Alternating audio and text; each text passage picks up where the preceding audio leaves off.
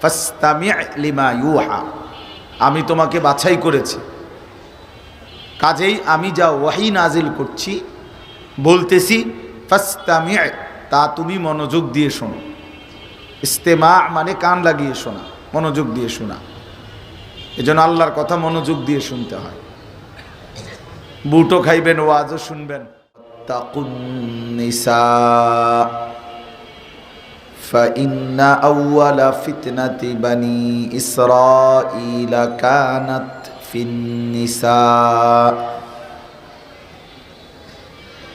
اللهم صل على محمد وعلى آل محمد كما صليت على إبراهيم وعلى آل إبراهيم إنك حميد مجيد اللهم بارك على محمد وعلى آل محمد كما باركت على إبراهيم وعلى آل إبراهيم إنك حميد مجيد سبحانك لا علم لنا إلا ما علمتنا إنك أنت العليم الحكيم الحمد لله আল্লাহ পাক রব্বুল ইজ্জত জুল জালাল ওয়াল ইকরামের ফজল কারাম, রব্বুল আলামিনের অপরিসীম ইহসান, মেহেরবানি, দয়া, আল্লাহ তাআলা আমাদেরকে আজ 20 ডিসেম্বর 2024 রোজ শুক্রবার ঢাকা মুগদা থানা ইমাম ওলামা পরিষদ এর উদ্যোগে আজকের এই 10ম বার্ষিক ওয়াজ মাহফিলে অনেক শ্রদ্ধাভাজন হযরত ওলামায়ে কেরামের উপস্থিতিতে আল্লাহ তাআলাই আমাদেরকে আসবার বসবার আল্লাহর জন্যই জমা হওয়ার তৌফিক দান করেছেন। এজন্য আমরা সকলেই বলি আলহামদুলিল্লাহ। পবিত্র কোরআনুল কারীমের 30 নম্বর পারা, কোরআনুল কারীমের 83 নম্বর সূরা।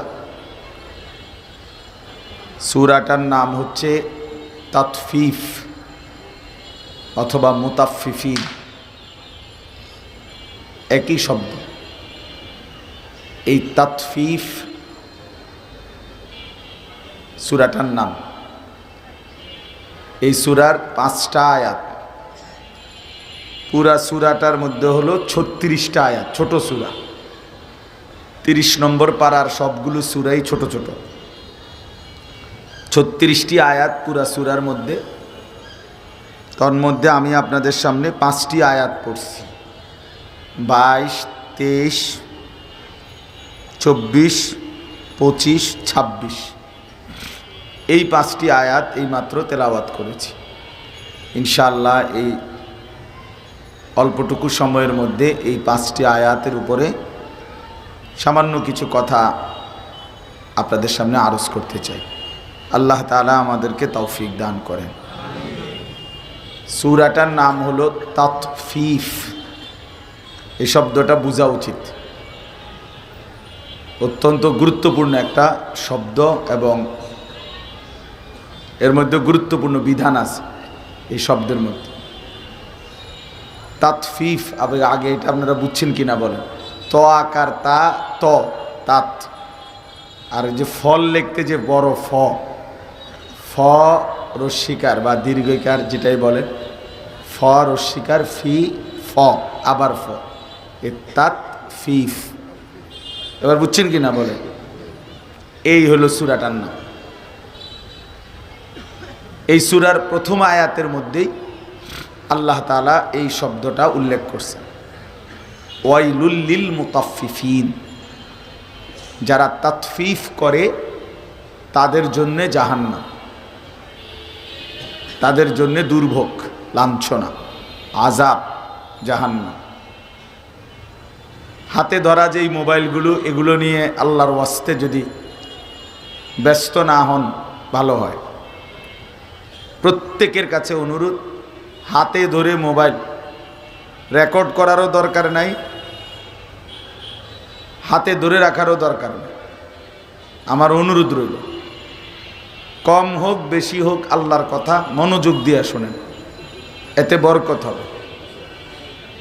মনোযোগী হইলে, আন্তরিক হইলে বরকত হয়। পরিবর্তনের জন্য মনোযোগ জরুরি, আন্তরিকতা জরুরি। ইদা কুরি আল কোরআনু ফাস্তামিউ লাহু ওয়া আনসিতু লাআল্লাকুম তুরহামুন। আল্লাহ তাআলা বলছে, যখন কোরআন পড়া হয় তো তোমরা যারা শুনতেছো তোমাদের দুইটা কাজ। ফাস্তামিউ লাহু, এক নাম্বার মনোযোগ দিয়ে শোনো, কান লাগিয়ে শোনো। ওয়া আনসিতু, এবং চুপ থাকো। কি হবে এতে? লাআল্লাকুম তুরহামুন, অবশ্যই তোমাদের উপরে রহমত বর্ষিত হবে। তাফসিরে রুহুল মাআনিতে আছে, এই রহমত বর্ষিত হবে মানে হলো আল্লাহ তাআলা তৌফিকুত তাআ, আল্লাহ তাআলা ওই ব্যক্তিকে ইবাদতের তৌফিক দান করবে। এজন্য আল্লাহর কথা মনোযোগ দিয়ে শুনতে হয়।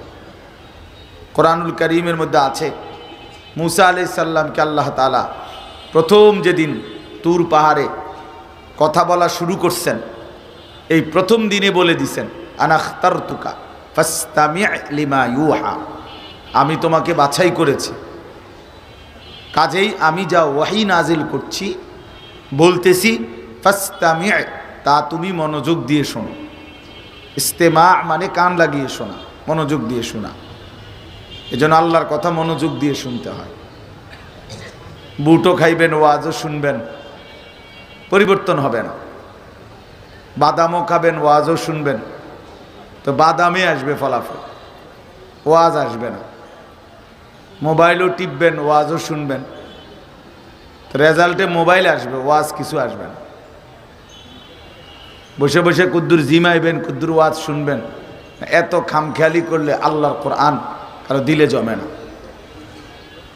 নতিজা আরজালের তাবে হয়। এটা একটা গুরুত্বপূর্ণ মূলনীতি, যে ফলাফল নিকৃষ্টতার অনুগামী হয়। ভালো এবং মন্দ দুইটা মিশে গেলে ফলাফল নিকৃষ্টতার অনুপাতে হয়, মন্দটার অনুপাতে। আপনি একদম সহজে বুঝবেন, মনে করেন একটা পানির ট্যাঙ্কি 500 লিটারের, এইটার মধ্যে 499 লিটার পানি মোটর দিয়া পুরাইছে, একদম ফ্রেশ পবিত্র পানি, আর 1 লিটার পেশাব দিছে এটার মধ্যে, এই মিললে হয়েছে 500 লিটার। 499 লিটার পবিত্র পানি, 1 লিটার পেশাব মিলে হইল 500 লিটার। এখন বলেন যে এই পানির হুকুম কি বলেন? তাইলে কি হইল? নতিজা আরজালের তাবে হয়, মানে ফলাফল নিকৃষ্টতার অনুপাতে হয়। তাইলে এখন ফলাফল আসছে নাপাক, অথচ নাপাকটা কম ছিল 1 লিটার, কিন্তু পুরাটাই নাপাক করে দিচ্ছে। এই জন্য আমি সব সময় বলি, এটা বুট আর ওয়াজ একসাথে হইলে ফলাফল আসবে বুট, বাদাম এবং ওয়াজ একসাথে হইলে ফলাফল আসবে বাদাম, মোবাইল এবং ওয়াজ একসাথে হইলে ফলাফল আসবে মোবাইল। জুরানি জিমানি অনেক লোক আছে দেখবেন, মসজিদে জুমার নামাজের দিন 12টা 30, 12টা 40, 12টা 20 যখন ইমাম সাহেব বয়ান শুরু করে, খুদ ইমাম সাহেবের বয়ান, ওনার জুরানি শুরু, এরকম করে। এই ঠিক ইমাম সাহেবের ওয়াজ শেষ, ওনারও জুরানি শেষ। আপনি যদি জিজ্ঞাসা করেন, চাচা আর জুরাইতেন না? বলবে যে আসলে ইমাম সাহেব তো বয়ান শেষ করে দিছে। ইমাম সাহেবের দোষ এটা, ইমাম সাহেব বয়ান শেষ করলো কেন? ইমাম সাহেব যদি বয়ান চালু রাখতো 2টা পর্যন্ত, তাহলে আমিও জুড়াইতে পারতাম 2টা পর্যন্ত। তাহলে এখানেও অপরাধ হইল কার? ইমাম সাহেবের অপরাধ, উনি কেন ওয়াজ শেষ করলেন? তাহলে এই যে একটা ফালতু অভ্যাস, মনোযোগী না হওয়া। আমার খুলনার হজরত আরিফ বিল্লাহ, হজরত মৌলানা মুফতি নুরুল আমিন সাহেব হযরত সব সময় কথা বলে, যার কলিজার ভিতরে আল্লাহর ভয়, আখিরাতের ভয় আছে, সে আল্লাহর কথা শুনে জুড়াইতে পারে না। যার কলিজা কাঁপে আল্লাহর ভয়। সাহাবায়ে কেরাম আল্লাহর কথা শুনতেন, তো কোরআনুল কারীমের মধ্যে স্পষ্ট আছে, তারা আয়ুনাহুম তাফিদু মিনাদ দাম ওয়া ইযা সামিউ মা উনজিলা ইলার রাসূল। যখনই আল্লাহ রসুলের উপরে কোরআন নাজিল হতো আর সাহাবীরা তা শুনতেন, তো আল্লাহ তাআলা নিজে সাক্ষ্য দিচ্ছে, আমার বন্ধুর সাহাবীদের চোখ দিয়ে অঝরে পানি ঝরে পড়ে, ওনারা কাঁদতে থাকতেন। হযরত ইরবাজ ইবনে সারিয়া, ইরবাজ একজন সাহাবীর নাম, ইরবাজ ইবনে সারিয়া রাদিয়াল্লাহু তাআলা আনহু, তিনি বর্ণনা করছেন, নবী সাল্লাল্লাহু আলাইহি ওয়াসাল্লাম আমাদের মাঝে ওয়াজ করলেন, আমাদের হালাত কি হলো, জারাফাত মিনহাল উয়ুন ওয়া ওয়াজিলাত মিনহাল কুলুব, আমাদের চোখ দিয়ে অঝরে পানি ঝরতে লাগলো আর আমাদের দিল আল্লাহর ভয়ে কাঁপতে শুরু করলো। এই ওয়াজের আসর, দুই শব্দ, চোখ দিয়ে পানি ঝরলো, দিল আল্লাহর ভয়ে কাঁপতে শুরু করলো। হাদিসের মধ্যে আছে, আসরের নামাজের আগে নবীজি একদিন সাহাবায়ে কেরামের সামনে দাজ্জালের ব্যাপারে বয়ান করছেন, খুব লম্বা বয়ান। দাজ্জাল ঈমান নষ্ট করবে, বেঈমান বানায় ফেলবে কোটি কোটি ঈমানদারকে। আসরের নামাজ পড়ে নবী সাল্লাল্লাহু আলাইহি ওয়াসাল্লাম মসজিদে নববী থেকে বের হইছেন, মাগরিবের নামাজের পূর্ব মুহূর্তে আবার আসছেন, আইসা দেখছেন আসরের নামাজের আগে যেই সাহাবী যেখানে বসা ছিল ঠিক সে ওইখানে ওইভাবে বসে আছে। আল্লাহ নবী সাল্লাল্লাহু আলাইহি ওয়াসাল্লাম অবাক হয়ে বললেন, তোমরা কি কেউ উঠো নাই, নড়াচড়া করো নাই, এই পুরা সময় বসেই আছো? তখন সাহাবায়ে কেরাম বললেন, ইয়া রাসূলুল্লাহ, দাজ্জালের ভয় আমাদের কলিজার ভিতরে এভাবে আসছে যে উঠতেই ভয় হচ্ছে, বের হতেই ভয় হচ্ছে, যদি মসজিদ থেকে বের হলে দাজ্জালের খপ্পরে পড়ে ঈমান চলে যায়, এই ভয়ে জায়গা থেকেই উঠতে চাচ্ছে। কি ভাই, সাহাবায়ে কেরামের দিলে আল্লাহর নবী সাল্লাল্লাহু আলাইহি সাল্লামের কথা কি পরিমাণ আসর করত, কি পরিমাণ দিল দিয়ে শুনতেন।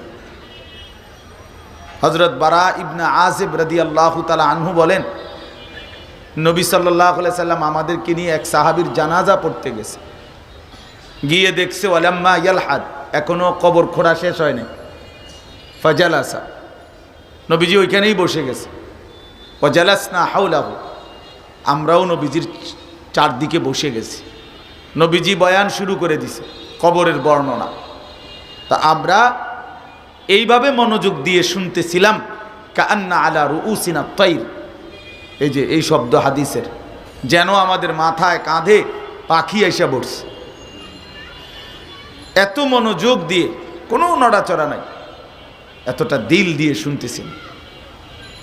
এজন্য বাপ আমার, বন্ধু আমার, শুধু একজনের বয়ান না, সমস্ত বয়ান উলামায়ে কেরামের দিল দিয়ে শোনা উচিত। নিজ মসজিদের ইমাম সাহেবের খুতবা বয়ান মনোযোগ দিয়ে শোনা উচিত, শোনা উচিত। জনপ্রিয়তা এটা কোনো বিষয় না, এটা ধোঁকা, সম্পূর্ণ ধোঁকা, 100 ধোঁকা। জনপ্রিয়তা কোনো বিষয় না, আল্লাহর কোরআন এবং রসুলের সুন্নাহ শোনা, সেটা হলো মূল বিষয়। তাহলে আপনার মসজিদের ইমাম সাহেব বললেও দামি, সাঁদের দেশের থেকে হুজুর এসে বললেও দামি। এই জন্য এটা খেয়াল করা, জনপ্রিয়তার মোহে না পড়া, বরং উলামায়ে কেরামের প্রত্যেকের নসিহত দিল দিয়ে আল্লাহর জন্য শোনা। একজন ওনাকে একটু বেশি মানুষ চিনে, তো এই জন্য ওনারটা শুনলাম। আর আমার এলাকার হুজুর, আমরার ইমাম সাহেব শেষ, আমরার ইমাম সাহেব আর কি কইব, আমরা ইমাম সাহেব আর জানেই কি, তো কিছু যেহেতু জানে না, এবার রাখছেন কেন বলেন? ওনারা ইমাম রাখলেন কেন? যে কিছুই জানে না আপনার দৃষ্টিতে, এই ব্যাটারে ইমাম রাখলেন কেন? আর যদি জানে তো শুনবেন না কেন বলেন? ইনসাফের কথা তো হওয়া উচিত। এই জন্য ভাইয়া এটা গুরুত্বপূর্ণ বিষয়, আল্লাহর কথার প্রতি মনোযোগী হওয়া। আমারে মনে করেন 1 কোটি মানুষ চেনে, কথার কথা 10 কোটি মানুষ চেনে, আপনার লাভ কি? আমারে চিনলে আপনার কি? আমারে সারা পৃথিবী চেনে মনে করে, সবাই আমার একবারে আলগি দিয়া মাথার তুললা 4 রাস্তার মাথাত নিয়ে হতাই দিয়ে এসে মনে করে বেশি চিনার কারণে। আপনার ফায়দা কি? নিজের ফায়দা কি বলেন? প্রিয় ভাই আমার, বন্ধু আমার, ইস্তাফতি কলবা, দিলকে জিজ্ঞেস করেন আমার জিন্দিগির হালাত কি? আমি আল্লাহর কোরআন রসুলের সুন্নাহ নিজের জন্য কদ্দুর গ্রহণ করলাম, এটা দেখার বিষয়, এটা দেখার বিষয়। অমুক হুজুর জনপ্রিয়, অমুক হুজুরের ওয়াজ এমন তমুক, এটা তো বিষয় না, জনপ্রিয়তা না। আমি সব সময় বলি প্রধান বক্তা, বিশেষ বক্তা, অল্প বক্তা, সামান্য বক্তা, সাংঘাতিক বক্তা, মারাত্মক বক্তা, ভয়ঙ্কর বক্তা, সব ধোঁকা, সবটাই ধোঁকা। বরং আল্লাহর কথা যখনই হয়, আপনার এলাকার হোক দূরের হোক, প্রত্যেকেই সমানভাবে আহসান, সর্বোত্তম মানুষ, সবটাই প্রধান বক্তা। আসরের পরে বললে উনি সামান্য বক্তা, এশার পরে বললে উনি প্রধান বক্তা। এই ফয়সালা কে নিল? আপনি নিছেন এই সিদ্ধান্ত? আপনারা নিছেন? এই মুগদা থানা ইমাম ওলামা পরিষদ, এটা কিভাবে ফয়সালা হইল? এ তো কোনো কথা না। রাত 10টায় বললে উনি প্রধান, আসরের পরে বললে উনি সাধারণ। না না, আল্লাহর কথা যখনই হয় তখনই দাম। একবার একটু বললেও দামি, বেশি বললেও দাম। ক্বালা রব্বি ইন্নী দাআউতু কওমি লাইলাও ওয়া নাহারা। নূহ আলাইহিস সালাম 950 বছর আল্লাহর কথা বলছেন, তিনি নিজেই শুনাইছেন, আল্লাহ আমি দিনেও বলছি রাতেও বলছি, লাইলাও ওয়া নাহারা, আমি রাতেও বলেছি দিনেও বলেছি। তা তাইলে উনি প্রধান বক্তা কখন, বিশেষ বক্তা কখন বলেন? রাসূলুল্লাহ সাল্লাল্লাহু আলাইহি ওয়াসাল্লাম দিনের আলোতে আল্লাহর দিকে ডাকছেন, রাতের বেলাও আল্লাহর দিকে ডাকছেন। এই জন্য বন্ধু আমার, এটা বড় বিষয়, মনোযোগী হওয়া, মনোযোগী হওয়া, নিজের জন্য গ্রহণ করা, নিজের জন্য গ্রহণ করা, নিজের জন্য। মোবাইল সাজাইলেন অনেক, মোবাইলে অনেক বয়ান আছে। 1982-83 সালের বক্তাদের ওয়াজ যেগুলো অডিও, সেগুলো এখন মোবাইলে পাওয়া যায়। আওলাদ রসুল সৈয়দ আব্দুল মজিদ নদীম সাহেব রহমতুল্লাহ আলাই জগৎ বিখ্যাত আলেম ছিলেন, বাংলাদেশে সব সময় আসতেন। ছোটবেলায় আমরা ওনার বয়ান শুনতাম, কলিজা ছেঁড়া তেলাওয়াত করতেন। ওনার সেই 82-83 সালের বয়ানও অডিও এখন পাওয়া যায়, আছে, মোবাইলে আছে। তাহলে মোবাইলে তো অনেক আছে, জিন্দিগিতে কি আছে এটা দেখার বিষয়। মোবাইল তো খুব সাজলো, দিল সাজলো কিনা এটা তো দেখার বিষয় ভাই। এই জন্য দয়া করে, এটা আমি বারবার বললাম, নিজের ফিকির করা চাই, নিজের ফিকির করা। আমার জন্য আমি এই 2 দিনের এত বড় মাহফিল থেকে কি গ্রহণ করলাম, কোনো বোঝাপড়া করলেন কিনা নিজের সাথে? মাশাআল্লাহ, এই হুজুরের আগের বছর দাওয়াত দিয়েন, ওই হুজুরে 2টা টান দিছে খুব সুন্দর, ওই হুজুরে 2টা শিক্ষার মারছে, উড়ে এলাইছে সোজা, মাঠ গরম। তো এটি তো আপনি বক্তারে না দিলেন, মানে রিপোর্ট দিলেন, আপনার কাছে বক্তা ইন্টারভিউ দিছে, আপনি ইন্টারভিউর ফলাফল আপনার জন্য কি গ্রহণ করলেন সেটা বলেন, কথা বলেন না। আমি উড়ে এলাইছি না সিরিয়ালাইছি এটা তো পরের খবর। নিজের জন্য কি নিলেন এটা জরুরি বিষয়।